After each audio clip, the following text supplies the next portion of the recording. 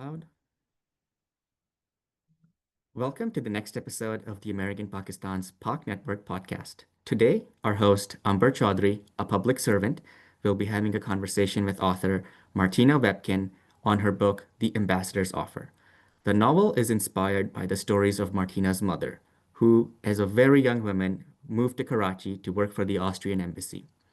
Set in the vibrant and politically charged Karachi of the late 1950s, The Ambassador's Offers follows Brigitta, a young Austrian diplomat navigating the complexities of post colonial South Asia while exploring her new personal independence in a foreign country. Amid her diplomatic duties, she becomes immersed in Pakistan's rich cultural life, the high stakes Indus Waters negotiation between India and Pakistan, and an unexpected love story with Yusuf, a local student leader. Through Brigitta's eyes, the novel explores diplomacy, identity, water politics, and the subtle power of human connection across cultures. Inspired by the real life experiences of the author's mother, this historic novel speaks to the timeless themes of belonging, resilience, and bridging divides. Amber, over to you. Welcome, Martina. We are so happy to have you. I want to start off with your inspiration. Can you tell us a little bit about what led you to write The Ambassador's Offer and how your mother's experience in Karachi shaped Brigitta's character? Hi, Emma. Thank you so much for having me. It's a pleasure to be here.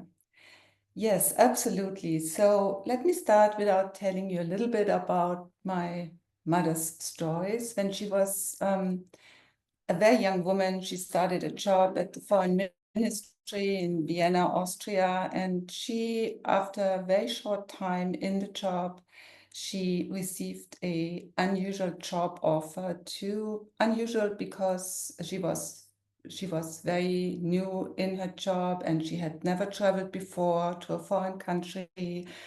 Her English was only rudimentary, so being curious and courageous, she instantly accepted this offer, and she traveled to Karachi in 1958 and became the Austrian ambassador's assistant.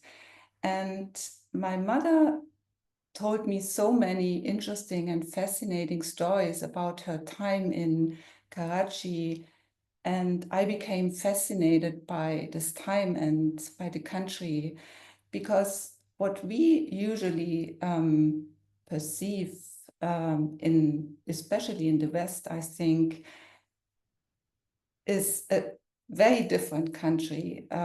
Maybe the media is reporting only negative news, but I think the reality is very different. And my mother told me many stories about the rich culture and history of this amazing country. And so I became so fascinated that I started to do research, and I read a lot of books about Pakistan, about the culture, and about the independence of Pakistan and India. And I shaped my protagonist after my mother and her personality. But all in all, it's a novel. It's a historic novel. It might be called a mix of genres, a bit thriller, a bit political intrigue, and some romance.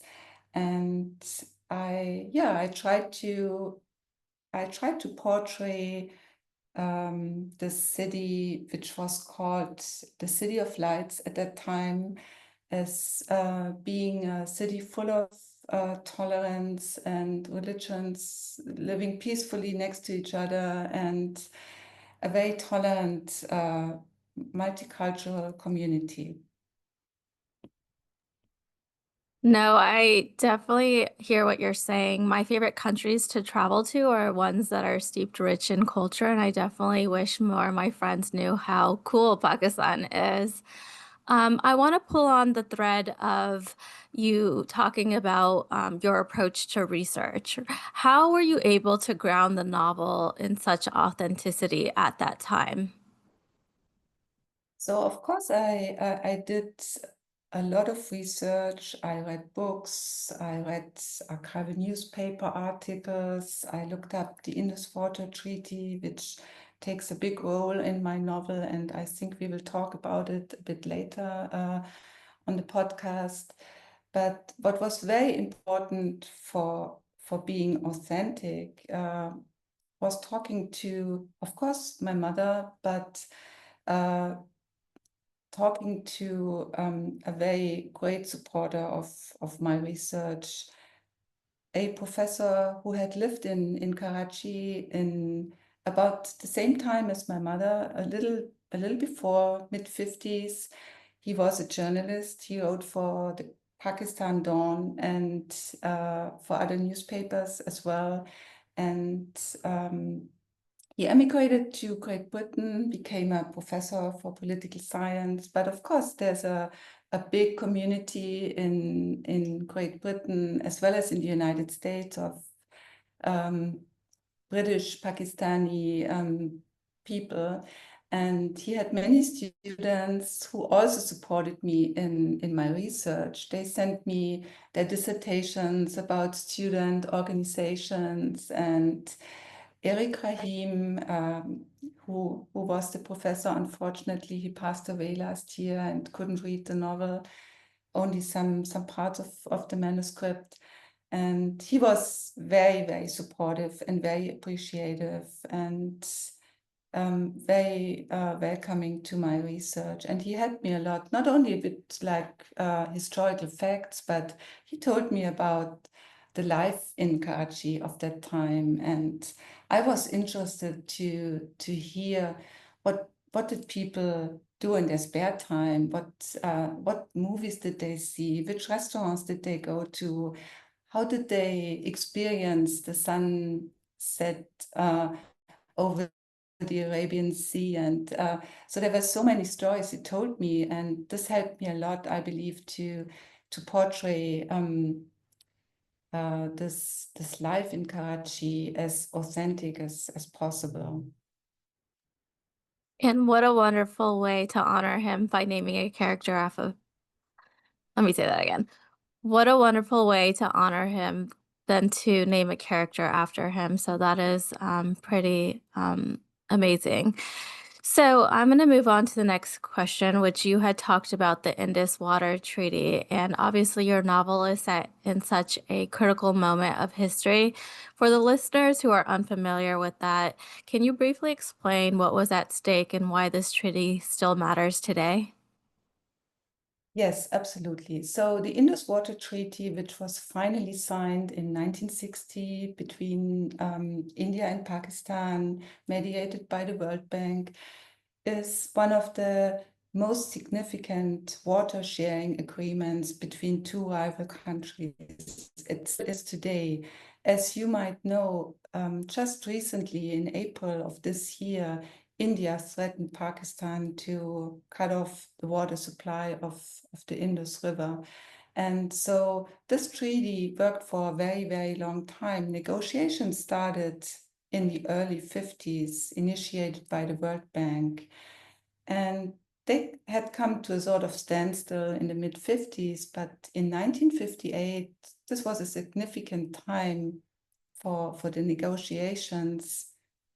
In 1958, there was a change of power in Pakistan, and General Ayub Khan had declared martial law. And for him, a political win was very important. And he also supported the negotiations between Pakistan and India. And maybe I can go back a little bit in history, because maybe many of your listeners already know, but I hadn't known at that time when I started my research. The Indus Water Treaty was so important because the Indus and its side streams, 5 side streams, were the significant supply of water for India and Pakistan, and millions of people depended on the water. And after the partition of British India into Pakistan and India, and the independence of India and Pakistan in 1947, the water had to be divided too, so both countries could could be supplied by the Indus Water River.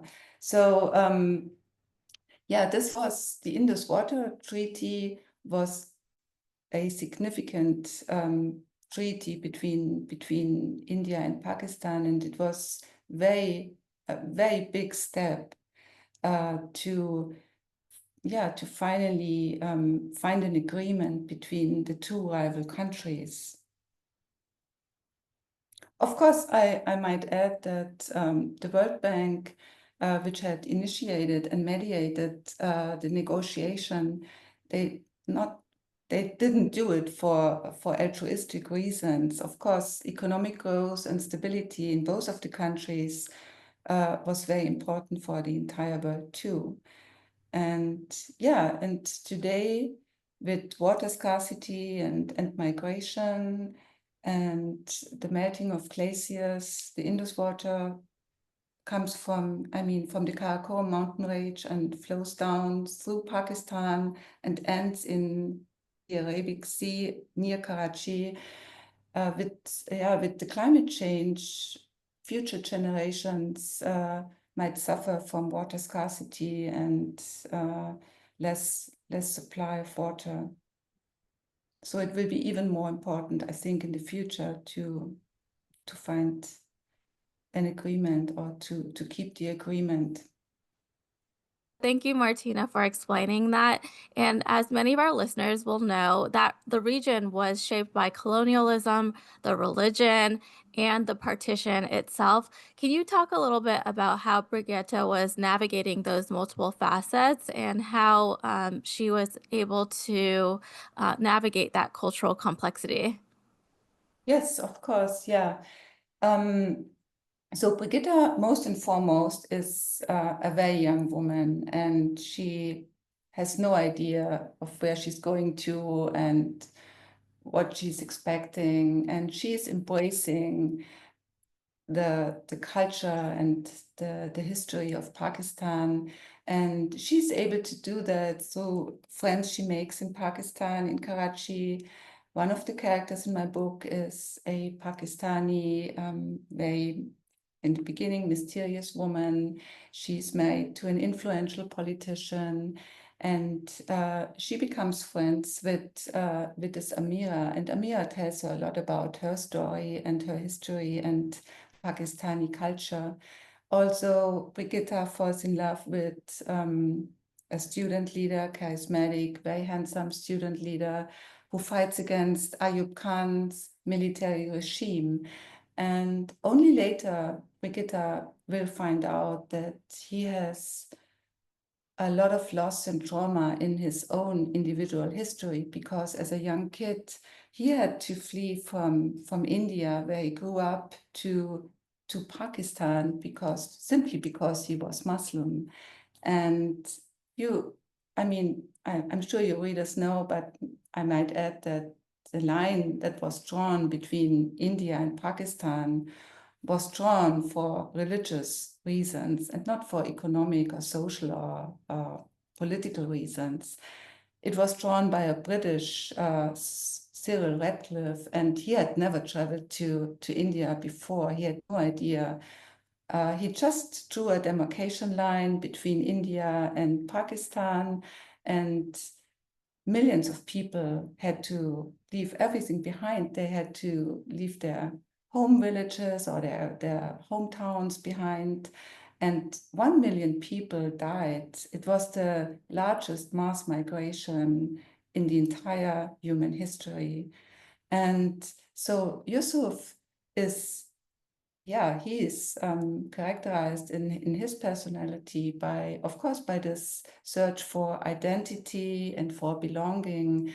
And Yusuf's and Brigitte's romance or relationship can be seen as a metaphor for cross-cultural relations. I believe that cross-cultural relations are often messy, mostly complex. They can be rewarding, but only if there's respect and tolerance on both sides. And of course, colonialism has brought many very negative effects to former colonies, and Brigitta is not so much aware of this when she travels to Pakistan, but it's more her personal relations through her personal relations, that she learns more about the complexities of these relations and of the history and past of Pakistan. No, totally. I definitely feel like your novel shows the human side of diplomacy. You have families facing water scarcity, you have communities that have been divided by a senseless border. What were some of the most emotionally powerful stories or ideas that shaped the book? So yeah, that's a good question. I think when I started my research, I of course read everything I could find on Pakistan and its history. And what I found very compelling was a book by Collins and Lapierre, Freedom at Midnight. I think it was written in the 1970s, and it's mostly about the last 2 years of the British Raj, the last 2 years of the British Empire before independence of India and Pakistan. And it described in great detail this mass migration that followed independence. And I was so shocked hearing about how many people suffered and that people had to flee their homes just because they had a different religion. And so I created this Yusuf character because I was so compelled by so many stories, and I realized what migration must mean to many people today too. You have to leave everything behind. You have to start a new life.